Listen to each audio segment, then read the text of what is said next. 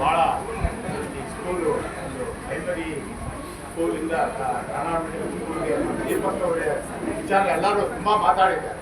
ಇದನ್ನು ಮಾತಾಡೋದು ಅಷ್ಟೇನಿಲ್ಲ, ಯಾಕಂದರೆ ನಮ್ಮವ್ರು ನಾವೇ ಕೆಂಬ ಹೊಡ್ಕೊಳ್ಳೋದು. ಅದರಿಂದ ಅವ್ರು ಭಾಳ ಎಜುಕೇಷನ್ ಅಂದರೆ ಭಾಳ ಇದು ಪ್ರೋತ್ಸಾಹ ಕೊಡೋದಕ್ಕೆ, ಹಣ ಕೊಡೋದಕ್ಕೆ ಹಿಂದುಳಿದಿದೆ. ಯಾರಾದರೂ ಒಂದು ಫೀಸ್ ಕೇಳಿದ್ರೆ ತಕ್ಷಣ ಕೊಡೋರು. ಅವ್ರು ಏನಾದರೂ ವಿದ್ಯೆ ವೆರಿ ಇಂಪಾರ್ಟೆಂಟ್. ಅದಕ್ಕೆ ಸಂಸ್ಕೃತಿಯಲ್ಲಿದೆ, ನಿಮ್ಮ ಹಣನ ಯಾರು ಬೇಕಾದ್ರೂ ತೊಗೊಂಡೋಗ್ಬೋದು, ಕರ್ಕೊಂಡು ಹೋಗ್ಬೋದು, ಬಟ್ ವಿದ್ಯೆಯನ್ನು ಮಾತ್ರ ಯಾರು ಅಜಪ್ಪು ಆಗಲ್ಲ, ಇದು ಮಾಡೋಕ್ಕೂ ಆಗಲ್ಲ. ಅದೇ ಥರ ಸಂಸ್ಕೃತಿ ಹೇಳಿ ಸ್ವದೇಶೇ ಪೂಜ್ಯತೆ ರಾಜ ವಿದ್ವಾನ್ ಸರ್ವತ್ರ ಪೂಜ್ಯತೆ. ಅಂದರೆ ರಾಜನಿಗೆ ಅವನ ಜಾಗದಲ್ಲಿ ಮಾತ್ರ ಮರ್ಯಾದೆ ಇರುತ್ತೆ, ವಿದ್ಯಾವಂತನಿಗೆ ಪ್ರಪಂಚದಲ್ಲಿ ಎಲ್ಲೋದ್ರೂ ಮರ್ಯಾದೆ ಇರುತ್ತೆ. ವಿದ್ಯೆ ತುಂಬ ಇಂಪಾರ್ಟೆಂಟ್ ಅಂತ ತುಂಬ ಪ್ರೋತ್ಸಾಹ ಪಡ್ತಿದ್ದಾರೆ. ಇಲ್ಲ ಭಾಳ ಸಂತೋಷ. ಅವ್ರು ಇಲ್ಲ ಇದ್ದಿದ್ದೆ ಇನ್ನೂ ತುಂಬ ಮಾಡಬೇಕು ಅಂತಿದ್ರು. ಇಲ್ಲದೇ ಇರೋದ್ರಿಂದ ನಾವೇನಂದರೆ ನಾವು ಮುಂದೆ ನಡ್ಕೊಂಡು ಹೋಗ್ಬೇಕು ಅಂತ ಎಲ್ಲ ಇದ್ದಾರೆ. ಇಲ್ಲಿ ಭೀಮಾಪುರ ಆಗಲಿ, ನಮ್ಮ ದೇವರಾಜದಲ್ಲಿ ನಮ್ಮ ತಾತ ಅವ್ರು ರಿಟೈರ್ಡ್ ಆದ್ಮೇಲೆ ಬರ್ಮಾಟಂತರು ಫಸ್ಟು ಎಜುಕೇಷನ್ ಅಂದ್ಬಿಟ್ಟು ಅವ್ರು ಶುರು ಮಾಡಿದ್ರು. ಅದೇ ಈ ಗೌರ್ಮೆಂಟ್ ಹೈಸ್ಕೂಲ್ ಇದೆಯಲ್ಲ, ಆ ಬಿಲ್ಡಿಂಗು ಸೈಟ್ ಎಲ್ಲ ಬರೀ ಹಣ ಹಾಕಿದ್ರು. ಆಮೇಲೆ ಎಲ್ಲರೂ ಬಂದು ಮುಂದೆ ಸಹಾಯ ಮಾಡಿ ಸ್ಕೂಲ್ ಪ್ರೈವೇಟ್ ಇತ್ತು. ಆಮೇಲೆ ಎಜುಕೇಷನ್ ನಿಲ್ಲಿಸಿದ್ರು. ಅವರು ಇನ್ನು ಭಾಳ ಕಷ್ಟ ಆಗುತ್ತೆ. ಫೀಸು ಅವ್ರಿಗೆ ಟೀಚರ್ಸ್ಗೆಲ್ಲ ಸಂಬಳ ಕೊಡಬೇಕು, ಇದೆಲ್ಲ ಮಾಡಬೇಕು. ಅವಾಗ ಗೌರ್ಮೆಂಟ್ ಎಜುಕೇಷನ್ ಭಾಳ ಕಷ್ಟಪಟ್ಟು ಸೇರಿಸಿ ಎಜುಕೇಷನ್ ಅಲ್ಲಿಂದ ಶುರುವಾಯಿತು. ಇವಾಗೆಲ್ಲ ಎಷ್ಟೋ ಜನ ನಮ್ಮ ಊರಿನವರು ಫಾರಿನಲ್ಲೇ ಇದ್ದಾರೆ. ಸುಮ್ಮನೆ ಆರ್ಡಿನರಿ ಕೆಲಸಕ್ಕೆಲ್ಲ ಒಳ್ಳೆ ಡಾಕ್ಟರ್ಸು, ಇಂಜಿನಿಯರ್ಸು ಎಲ್ಲ ಆಗಿ ಇರೋಗಿದ್ದಾರೆ. ಅನೇಕ ಜಾಸ್ತಿ ಹೇಳ್ಕೋಗಲ್ಲ. ಎಲ್ರಿಗೂ ನಮಗೆ ಊರಿನಲ್ಲಿ ಇಷ್ಟೊಂದು ಆಗಿದ್ದು ಭಾಳ ಸಂತೋಷ. ಈ ಕಟ್ಟಡ ಕಟ್ಟಿರೋದು ಮಕ್ಕಳಿಗೆ ಇನ್ನೂ ನಮ್ಮ ಸರ್ಕಾರದಿಂದ ಪ್ರೋತ್ಸಾಹ ಕೊಟ್ಟ ಅಂದರೆ ಸ್ಪೋರ್ಟ್ಸನ್ನು ಡೆವಲಪ್ ಮಾಡಬೇಕು.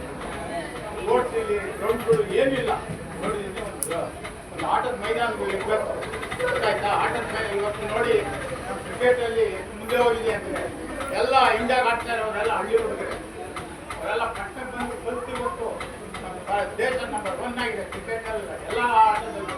ಅದೇ ಥರ ನಾನು ಇಲ್ಲಿ ಏನು ಹೇಳ್ತಿದ್ದೆ, ಒಂದು ಆಟದ ಮೈದಾನ ಮಾಡ್ಕೊಂಡು ಸುಬ್ರಹ್ಮಣ್ಯವರು ಮಾಡಿದ್ರೆ ಆಗುತ್ತೆ. ಆಟದ ಮೈದಾನ ಆಟ ಆಡ್ಬೇಕು. ಆಟ ಎರಡೂ ಒಂದೇ. Okay, thank you. ಕುಟುಂಬಕ್ಕೆ ಹಾಗೂ ಈ ಒಂದು ಗ್ರಾಮ ಪಂಚಾಯತಿ ಅಧ್ಯಕ್ಷರಾದ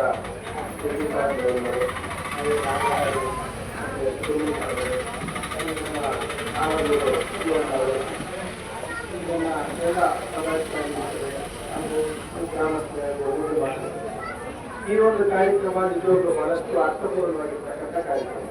ಯಾಕೆ ಅಂತಂದ್ರೆ ಈ ದಾನ ಮಾಡೋದ್ರಲ್ಲಿ ಅನೇಕ ದಾನಗಳಿವೆ. ಅದರಲ್ಲಿ ವಿದ್ಯಾದಾನ ಅನ್ನೋದು ಬಹಳಷ್ಟು ಶ್ರೇಷ್ಠವಾದ ದಾನ. ಯಾಕೆ ಅಂತಂದ್ರೆ ಒಬ್ಬ ಅವಿದ್ಯಾವಂತರಿಂದ ವಿದ್ಯಾವಂತರನ್ನ ಮಾಡಿದ್ರೆ ಅದು ಕಣ್ಣನ್ನ ಅದರಂತೆ ಇದುವರೆಗೂ ನಮ್ಮ ಸುಮಾರು ಪ್ರಮಾಣ ಅಂತಂದ್ರೆ ಈ ನಮ್ಮ ತಂದೆ ದೇವರ ಸಮುದ್ರದಲ್ಲಿ ಓದಿದ್ರು. ಅವಾಗ ಬರ್ಮಾ ಡಾಕ್ಟ್ರು ಅಂತ ಬಹಳಷ್ಟು ನಾವು ಚಿಕ್ಕ ಮಕ್ಕಳಿದ್ದಾಗಿ ಕೇಳಿಸ್ಕೊತಾ ಇದ್ವಿ. ಅಂದ್ರೆ ಅವರ ವಿದ್ಯಾಭ್ಯಾಸ ಮಾಡಿ ಅವರ ಸಾಧನೆ ಮಾಡಿ ಈ ಒಂದು ಹಂತಕ್ಕೆ ಹೋಗಿದ್ದಕ್ಕೆ ಅವ್ರು ಇವತ್ತು ಅವರ ಹೆಸರನ್ನ ನಾವು ಕೇಳ್ಕೊತಾ ಇದ್ದೀವಿ. ಇಲ್ಲಾಂದ್ರೆ ಯಾರೋ ಹುಟ್ಟಿದ್ರು ಸತ್ರು ಅವ್ರಿಗೆ ಹೆಸರನ್ನು ನಾವು ಕೇಳ್ಕೊಳಕ್ ಆಗ್ತಾ ಇರಲಿಲ್ಲ. ಅವರು ಸಾಧನೆ ಮಾಡಿರೋರು ಅವರ ಕುಟುಂಬಸ್ಥರನ್ನೆಲ್ಲ ಇವತ್ತು ನಾವು ಕೇಳ್ಕೊತಾ ಇದ್ವಿ. ಅಂತಂದ್ರೆ ನೋಡಿ, ಅದಕ್ಕೆ ಹುಟ್ಟು ಸಾವು ಮಧ್ಯದಲ್ಲಿ ನಾವು ಏನ್ ಮಾಡಿದ್ವಿ ದೇಶಕ್ಕಾಗಿ, ಪ್ರಪಂಚಕ್ಕಾಗಿ ಅನ್ನೋದು ಬಹಳಷ್ಟು ಮುಖ್ಯ. ಈಗ ದೀಪಕ್ ನಾಗೇಶ್ ಅವರು ಈಗ ಬಹಳಷ್ಟು ಆಸ್ತಿವಂತರು, ಹಣವಂತರು. ಅವ್ರು ಇನ್ನೂ ಅಷ್ಟು ತಿಂದ್ಕೊಂಡು ಆರಾಮಾಗಿ ಸುಖವಾಗಿ ಬಿಟ್ಟಿದ್ರೆ ನಾವು ಇವತ್ತು ಅವ್ರು ತಿಳ್ಕೊತೇವೆ. ಅಲ್ಲಿಂದ ಇಲ್ಲಿಗೆ ಬಂದು ಅವ್ರ ತಾಯಿ ಇವತ್ತು ಖುಷಿ ಪಡ್ತಾರೆ, ನನ್ನ ಮಗ ಇವತ್ತು ನನ್ನ ಮಗನಲ್ಲಿ ಇಷ್ಟೆಲ್ಲ ತಿಳ್ಕೊತಾ ಇದ್ದಾರೆ ಜನ ಅಂತ. ಯಾಕೆ ತಿಳ್ಕೊಂತೀವಿ ಅಂತಂದ್ರೆ ಅವ್ರು ಮಾಡಿರ್ತಕ್ಕಂಥ ಸಾಧನೆಗೆ ಒಳ್ಳೆಯ ಕೆಲಸಕ್ಕಾಗಿ. ಅದೇ ರೀತಿ ನಮ್ಮ ಆರೋಗ್ಯ ಶಿವಣ್ಣವರು ಇದುವರೆಗೂ ಒಂದು ಮಾತು ಹೇಳಿದ್ರು. ನಾವೊಂದು 6 ಎಕರೆ ಜಮೀನನ್ನ ನಮ್ಮ ಊರ ಹತ್ರನೇ ಈ ಸ್ಪರ್ಶ ಟ್ರಸ್ಟಿಗೆ ನೀಡಿ ಅದರ ಮುಖಾಂತರ ಬಹಳಷ್ಟು ಬಡವರ ವಿದ್ಯಾರ್ಥಿಗಳಿಗೆ ಆ ಒಂದು ಸೇವೆ ಮಾಡಬೇಕು ಅಂತ ಹೊರಟಿದ್ವಿ ಅಂತ. ಅವರು ದಾನ ಕೊಟ್ಟು ಇಂಥ ಒಂದು ಒಳ್ಳೆ ಕೆಲಸ ಮಾಡ್ತಾ ಇದ್ದಾರೆ ಅಂದ್ರೆ ನಿಜವಾಗ್ಲೂ ನಾವೆಲ್ಲರೂ ಕೂಡ ಅವರನ್ನ ಶ್ಲಾಘಿಸಬೇಕಾಗುತ್ತೆ. ಈ ನಮ್ಮ ಗೋಪಿನಾಥ್ ಸರ್ ಅವರು ಹೇಳ್ತಾ ಇದ್ರು, ಸ್ಪರ್ಶ ಟ್ರಸ್ಟ್ ಮುಖಾಂತರ ಈ ನಮ್ಮ ತಾಲೂಕುಗಳು ಕೂಡ ಉತ್ತಮ ಒಂದು ಕೆಲಸಗಳ ಕಾರ್ಯಗಳನ್ನು ಮಾಡಬೇಕು ಅಂತ. ಇವತ್ತು